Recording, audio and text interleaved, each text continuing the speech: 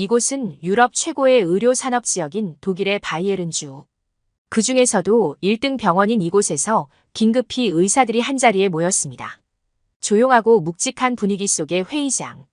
한 명의 의사가 자리에서 일어나 무언가를 발표하기 시작하는데요. 발표가 진행될수록 병원장은 얼굴이 일그러지고 분노를 하고 맙니다. 함께 있던 의사들도 영상 자료를 보며 입을 다물지 못하는데요. 과연 이곳 병원에서는 지금 무슨 일이 생기고 있는 걸까요? 오늘은 최근 해외 커뮤니티 사이트를 떠들썩하게 했던 이야기를 SNS를 참고하여 재구성하여 전해드립니다. 안녕하세요. 저는 독일 바이에른주의 한 대학병원에서 근무하는 루이사라고 합니다. 여기 바이에른주는 독일의 유명 도시 뮌헨을 주도로 하는 인구 1300만 명의 큰 도시예요. 특히 독일 안에서도 바이오 업체들이 모여있는 첨단 의료 산업 지역인데 독일 내에서도 의료 산업이 가장 성공한 지역으로 손꼽히고 있답니다. 비단 독일 내에서뿐만 아니라 바이에른주의 바이오 및 의료 기술은 세계적인 클러스터 지역입니다. 제약업체를 포함한 관련 산업의 종사자 수가 무려 25만 명이 넘고 독일 전체 외국인 입원 환자 7만 명 중 2만 명이 이곳 바이에른주 소재 병원에 있을 정도의 의료 전진 도시죠. 의료 산업의 메카이다 보니 병원 간 경쟁도 치열합니다. 제가 근무하고 있는 곳도 바이에른주에서도 최고로 실력 있는 의사와 연구진들이 모인 곳입니다. 그래서 의료시설이 뛰어나고 그만큼 치료비도 어마어마한 곳이죠. 하지만 불과 1년 전만 하더라도 제가 다니는 병원은 의료사고와 낙후된 환경, 그리고 불친절한 서비스로 불만이 터져나오던 곳이었습니다. 병원장님도 이러한 불편한 부분들을 개선하기 위해 여러모로 애를 쓰셨지만 시간이 지날수록 내원 환자와 입원 환자가 줄어들어 파산 직전까지 가게 되었고 실제로 병원에 근무 중이던 몇몇 유능한 의사들은 저평가된 병원을 떠나 연봉이 좋은 곳으로 대거 이직하는 사태가 있기도 했습니다. 하지만 지금 저희 병원은 독일에서 제일 실력 있다고 입소문이 나는 것은 물론 환자들에게 최상의 진료 환경을 제공하면서 하루에도 몇천 명의 환자들이 몰려드는 독일 최고의 병원으로 탈바꿈되었는데요. 그리고 이렇게 좋은 병원으로 탈바꿈하는 데 성공할 수 있었던 데는 저의 남자친구 니클라스의 한국 병원 방문을 빼놓을 수가 없을 것 같습니다. 저는 바이에른주만큼은 아니지만 독일의 중소도시에서 병원장으로 일하고 계시는 아버지 밑에서 유복하게 자랐습니다. 아버지는 늘 의사가 당신의 천직이라 여기시며 아픈 사람을 돌보는데 여념이 없으셨죠. 밤낮 없이 울리는 병원의 비상호출이 지겨울 만도 하실 텐데 비상 연락 하나로 생사가 오가는 것을 평생 보며 늘 긴장의 상태로 살고 계셨죠. 몸은 피곤하지만 아버지는 진심으로 환자를 대하셨고 그 모습이 정말 행복해 보이셨어요. 그런 모습을 보고 자라서인지 저도 자연스레 아버지처럼 훌륭한 의사가 되고 싶다는 꿈을 가져왔고 열심히 공부한 덕에 당당히 의대에 입학할 수 있었습니다. 하지만 막상 의대를 가보니 아버지처럼 의사로서 가지는 소명은 없고 단지 보수가 많다는 이유로 진학한 학생이 대부분이었어요. 물론 생계도 중요하지만 그들의 전공을 선택할 때 자신이 기여하고 싶은 분야보다 돈벌이가 좋은 분야를 선택하는 것을 보고 저는 정말 놀랄 수밖에 없었습니다. 저는 아버지의 조언을 받고 앞으로 암 환자 급증과 치료제 개발이 화두가 되는 만큼 암치료 관련 전공을 선택하게 되었습니다. 그러던 중 같은 혈액내과에서 공부를 하던 지금의 남자친구 니클라스를 만나게 되었습니다. 처음 그를 만났을 때에는 그렇게 이미지가 좋은 편은 아니었죠. 그는 의대에 있으면 한두 명씩 보이는 타고난 재수없는 천재였습니다. 공부는 잘했을지 몰라도 고집스런 성격과 동급생들과 어울리지 않는 태도가 있었죠. 게다가 본인이 똑똑하다는 사실을 잘 알고 그것을 이용해 공부에 더 매진하다 보니 그의 마음엔 은연중에 친구들을 무시하는 것이 있었습니다. 하지만 동급생들의 질투와 편견과 달리 저는 그의 모습이 꽤 매력있다고 생각했어요. 동일한 전공을 선택하면서 그가 보는 의학 참고 서적을 저도 꼭 보게 되고 그를 이기기 위해 더 열심히 공부하기도 했죠. 그러던 어느 날 항상 최고를 지향하던 니클라스에게 좋은 기회가 왔습니다. 제가 다니던 대학에서 각 전공 분야 1, 2등에게만 한국의 유명 암센터로 장기간 벤치마킹을 갈 수 있는 기회가 주어졌습니다. 한국이라는 나라의 의술이 얼마나 발전해 있고 그들의 정신력이 얼마나 대단한지 알고 있었기에 저 정말 한국 병원으로 벤치마킹을 가고 싶었지만 저는 순위권 받기라 대상이 되지 않았죠. 반면 항상 1등을 하는 니클라스는 따놓은 당상이었죠. 하지만 니클라스는 모든 학생들이 가고 싶어하는 한국 병원 방문 기회를 단칼에 거절하는 것도 모자라 한국을 가고 싶어하는 친구들이 너무나 멍청하다며 공개적인 장소에서 비난을 퍼붓기 시작했습니다. 그는 독일보다 못 사는 나라인 한국으로 의료기술을 배우러 가는 것이 말이 되냐며 자신은 한국에서 전혀 배울 것이 없는 높은 실력을 갖춘 의료인이라며 가지 않겠다고 했어요. 실제로 저를 여자친구로 만나고 있었음에도 저에게까지 한국에는 절대 가면 안 된다면서 강력하게 말했죠. 하지만 저는 이미 의과대학에 입학하기 전 부모님과 함께 한국으로의 여행을 다녀온 적이 있기 때문에 한국이 얼마나 선진국인지 알고 있었습니다. 게다가 아버지를 통해 한국의 의료 관광이 얼마나 대단한지 알고 있었어요. 저는 니클라스에게 한국이 독일보다 못하다는 것은 완벽한 편견이라고 했죠. 한국의 의료 기술은 세계 최고 수준이고 우리가 공부하고 있는 혈액내과 분야부터 암치료와 관련된 종양내과, 방사선 종양학과 등이 특히 발달되어 있다고 했습니다. 하지만 유독 아집이 강했던 니클라스는 코웃음을 치며 현실을 제대로 알라며 저를 무시하는 발언을 했고 이것을 시작으로 언성이 높아지면서 부모 덕에 쉽게 의대에 온 금수저 주제에 세상을 뭘 알겠냐며 인격 모독까지 이어졌어요. 우리는 바로 헤어졌습니다. 니클라스의 못된 성격을 참을 수 없었습니다. 인격 모독도 그렇거니와 본인이 가보지 않고 경험해보지 않은 한국의 의료기술을 폄하하는 모습을 보면서 매사 세상을 보는 것이 딱 저 정도의 눈이겠구나 싶더라고요. 아무리 공부를 잘하면 뭐해요. 사람으로서, 성인으로서 갖추어야 할 기본 인격이나 자세가 안 된 남자를 누가 남자친구로 만나겠어요. 의료인으로서도 걱정이 많았습니다. 의료 현장에 투입되어 수술을 집도할 때도 자신만만함으로 똘똘 뭉쳐 오진을 할지도 모르겠다는 생각까지 들더군요.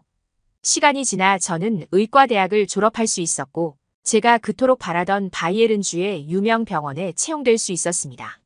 환자들을 직접 마주할 수 있다는 생각에 하루하루 기대가 부풀었어요. 특히 저는 함께 병원에서 근무할 인턴 동기들이 너무 궁금했습니다. 앞으로 수년의 시간을 함께 보내야만 하는 동기들과는 하루빨리 친해지는 것이 중요하다고 생각했던 저는 그렇게 대학병원에 처음 출근해 동기들을 만날 날만을 손꼽아 기다리게 되었습니다. 그런데 처음 병원에 출근한 날 신입 의료진 인사를 위한 조회 시간에 눈에 익은 남자를 보게 되었죠. 바로 니클라스였습니다. 그는 대단한 성적으로 졸업을 채하기도 전에 이 병원에서 스카웃을 해왔던 상황이었죠. 저와 니클라스는 둘이 눈이 마주치자마자 당황한 표정을 지었습니다. 하지만 이젠 이곳은 더 이상 대학교가 아니고 사회생활을 하는 곳입니다. 그렇게 생각하니 니클라스와 어색해질 이유가 없더라고요. 저는 어차피 같은 병원에서 오랜 시간 근무해야 할 사람이니 쿨하게 악수를 청했고 니클라스 역시 덤덤한 인사를 건넸어요. 대학병원에서 근무를 하는 것은 힘든 나날의 연속이었습니다.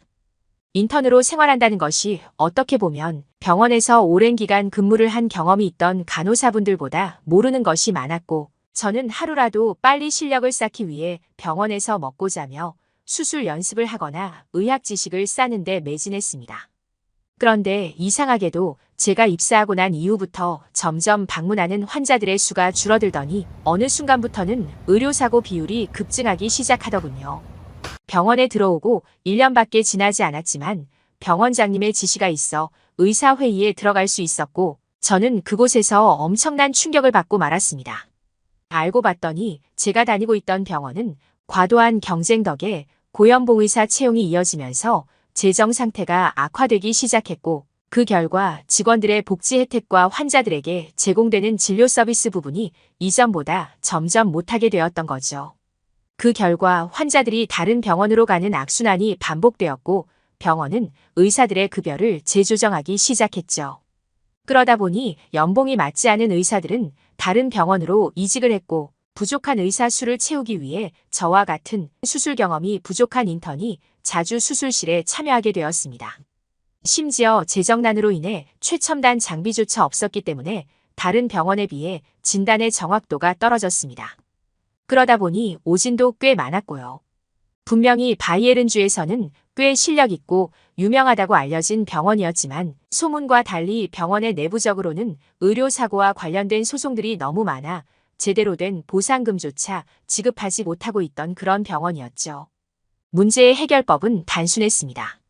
실력 있는 의사들을 고용하는 것은 물론 최첨단 의료 장비를 구매해 올바른 수술이 진행될 수 있는 수술실을 준비하기만 하면 되는 것이었죠.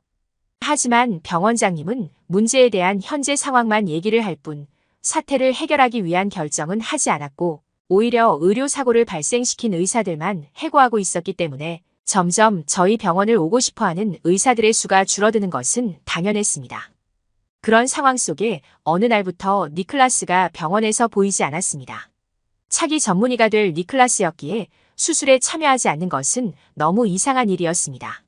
처음에는 다른 수술실로 간 줄 알았는데 그의 부재가 한 달 이상 이어졌죠. 저는 혹시 그가 일이 생겼는지 아픈 것인지 확인하기 위해 동료를 통해 그의 행방에 대해 물었는데요. 기획부 총괄 사무장으로 있던 헤라 씨가 그가 한 달간의 무급 휴가를 쓰고 해외로 갔다는 것입니다. 그것을 병원장님이 승인을 해줬다는 것이었고요. 상당히 충격적인 대답에 놀랐습니다. 다른 곳으로 스카웃 갈 준비를 하는 건가 했죠. 사무장님의 이야기를 들은 병원 동기들은 곧 그가 그만두겠구나 하고 생각했습니다. 니클라스가 사라지고 약 3개월이 지난 어느 날 병원 전체의 안내방송으로 그날 저녁 7시에 가급적 모든 의사들은 회의장에 모여달라는 긴급한 안내방송이 나오더군요. 제가 입사하고 몇 번 겪어보지 않은 회의장 출석 통보에 전원이 다 회의장으로 뛰어갔어요. 마음 한켠에서는 수습할 수 없는 의료사고가 생긴 것이 아닐까 걱정도 되었죠. 회의장에는 나이가 지긋하신 시니어 의사부터 저와 같은 인턴까지 수많은 의사가 모였습니다. 그런데 이게 무슨 일인가요? 그 회의장에 제일 마지막으로 출석해 모습을 드러낸 의사는 바로 니클라스였습니다. 니클라스는 한눈에 보아도 상당히 마르고 피곤한 얼굴이었지만 눈빛만큼은 공부할 때의 날카로움과 예리함을 갖고 있었죠. 니클라스는 회의실 앞쪽에 있는 무대로 걸어가기 시작하더군요. 놀랍게도 회의를 주최한 것은 저와 같은 인턴에 불과했던 니클라스였습니다. 그리고 이어진 발표는 그가 약 3개월 동안 한국의 대학병원 출장을 다녀온 기록들이었죠. 알고 봤더니 니클라스는 병원장님과의 1:1 면담을 통해 현재 병원에 시스템적으로나 기술적으로 심각한 문제가 있다는 것을 알게 됐고 수많은 나라들 중 의료 시스템이 최고로 알려진 한국으로의 비밀 출장을 다녀온 것이었습니다. 니클라스는 영상 자료를 보여주면서 한국 최대 의료 네트워크와 뛰어난 임상 및 연구 실적을 내용으로 한 영상을 보여주었고 특히 한국 암센터의 특장점과 진료 실적과 의료 가치에 대한 강연을 시작했습니다. 그러면서 우리 병원이 암치료병원에서 암센터급으로 거듭할 당위성과 목표를 제시했지요. 이후 이어지는 의사들의 질의 응답 시간이 진행되었고 니클라스는 거침없이 답변을 해나갔습니다. 니클라스가 보여준 자료들은 파격적이면서도 놀라운 것들 뿐이었죠. 니클라스는 한국의 대학병원에서 실제 근무하며 겪은 모든 것들을 설명해주며 현재 근무하는 독일의 대학병원이 문제가 많다는 것을 지적했습니다. 한국의 대학병원 의사들이 가지고 있던 기술은 저희가 단 한 번도 경험해보지 못한 것들이었고 한국의 평범한 대학병원에서 사용하는 장비들 또한 지금의 독일 대학병원에는 전혀 존재하지 않는 최첨단 장비들이었죠. 병원장님께서도 처음에는 못마땅한 표정이었지만 한국의 의사들이 보여주는 수술의 진행 단계나 기술들을 보시면서 다소 당황한 표정을 짓고 놀라는 듯한 모습이 보일 정도였습니다. 특히 니클라스는 한국의 대학병원에서 환자들이 머물고 있는 병동의 구조나 시스템도 그대로 받아들이고 똑같이 실내 공사를 하고 시스템을 만들 필요가 있다며 한국의 대학병원 병실들을 보여주었는데 그것은 더욱 큰 충격이었습니다. 한국의 대학병원 병실들은 한눈에 보아도 깔끔한 것은 물론이고 환자들이 정말 휴식과 치료에만 집중할 수 있는 모든 시스템을 갖추고 있었기 때문이죠. 특히나 냉난방기는 물론 공기청정기까지 설치되어 있는 한국의 평범한 병원 병실은 저게 정말 한국에서는 평범한 수준인가라는 말이 나올 정도로 돈이 많아 보이는 나라였습니다. 니클라스는 그동안 한국을 무시하던 사람이 맞나 싶을 정도로 한국의 의료 기술을 본받아야 된다며 열변을 토하고 실제 곧바로 적용이 가능한 의료 시스템들을 계속해서 보여주었어요. 처음에는 니클라스가 인턴이라고 무시하던 의사 선배들도 점점 니클라스의 말에 집중하기 시작했죠. 모든 회의가 끝난 후 곧바로 저희 병원은 기존의 병동을 반으로 나눈 뒤 수술실과 환자실은 물론 냉난방기를 설치하기 위한 전기 배선 작업까지 공사를 하기 시작했고 한국의 대학병원 환경과 똑같이 만들기 위한 대대적인 변화를 시도했습니다. 그전에는 환자들이 머무는 공간에 온도를 조절할 수 있는 장치가 없던 것은 물론 환자용 침대까지 너무나 낡아 불편한 점이 많았는데 병원장님께서는 한국의 의료시설에 큰 충격을 받으셨는지 거리낌 없이 돈을 투자하셨어요. 실제로 저희 병원은 약 1년여의 기간 동안 병원에 있던 모든 문제점을 고쳐나갔고 특히나 한국의 의사분들께 수술 기술을 배운 현장 투입이 가능했던 우리 병원의 의사들은 환자들의 수술 만족도가 너무 높다는 긍정적인 결과까지 얻을 수 있었습니다. 파산 직전이었던 병원은 예전과 같던 명성을 회복할 수 있었고 지금은 바이에른주에서 최고의 암센터로 거듭날 수 있었습니다. 그리고 저에게도 큰 변화가 왔어요. 저와 니클라스는 처음에는 의사 동료로 병원을 살리겠다는 마음으로 일했지만 한국의 병원으로 정기적인 교류를 하면서 둘이 한국에 체류할 일이 많이 생겼는데요. 서로 붙어있는 시간이 길어서인지 저와 니콜라스는 의사 일 아니고도 개인의 일들을 서로 봐주기 시작했죠. 그러면서 다시 우리는 연인이 되었답니다. 한국 병원은 전 세계적인 의료 연구 분야를 리드하는 병원이라 생각하며 저와 니클라스는 지속적인 연수를 통해 한국의 의료를 모두 흡수하고 싶어 합니다. 더욱 열심히 해서 많은 실력을 갈고 닦아 독일에서 최고의 의사 부부로 남고 싶습니다. 오늘의 사연은 어떠셨나요?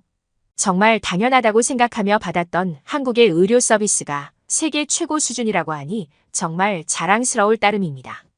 실제로 유럽의 많은 병원들이 의료기사 및 간호사들의 한국 연수 파견을 지원하고 외과 및 신장이식 관련 기술을 습득하기 위해 한국 병원으로 의료진 연수를 보내고 있다고 합니다. 끝까지 시청해주셔서 진심으로 감사합니다. 감동 돋보기는 여러분의 사연을 기다리고 있습니다. 함께 하고 싶은 사연을 공식 메일로 보내주시면 신중히 검토하여 영상으로 제작하도록 하겠습니다. 구독과 좋아요는 영상 제작에 큰 힘이 됩니다. 감사합니다.